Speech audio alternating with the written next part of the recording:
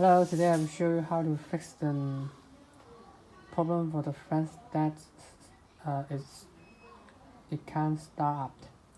And this fan had the problem when I turn the gear, turn it on into the 1, 2, 3 gear. There's no response for it's a fan. It's a fan.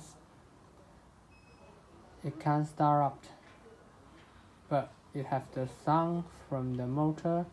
It has very low frequencies of like that. That means the motor can't start up, but it has the currents into the motor coil. So normally this is happen in the startup capacity. When you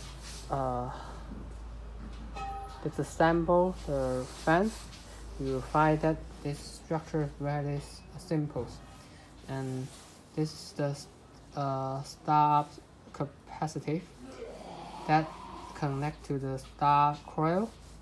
And normally if the fans start, but just here, but the fans didn't move, but you can hear the sound of the current noises. That means the capacity is broken down. How you can check the capacity? You need to have the capacity multimeters. Here, this is the multimeters used for check the capacity. And as you see, this is the capacity for 1.2 mil. And when you want to check this capacity, you need to this is soldering the wire, make it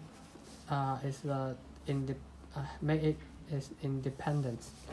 So if the wire connected to it, the text is not accurate.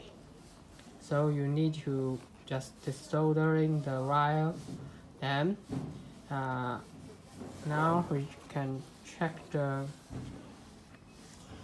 its data. As you see here, it's a zero capacity. So this capacity is burned down. So you just need to change this capacity. The keyword is the CBB. CBB61. This is the type for the capacity. Then the is 1.2 mil, and you just buy this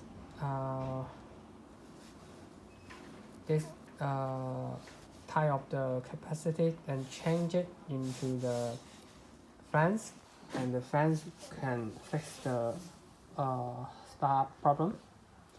That's all. If this video can help you in preparing your households,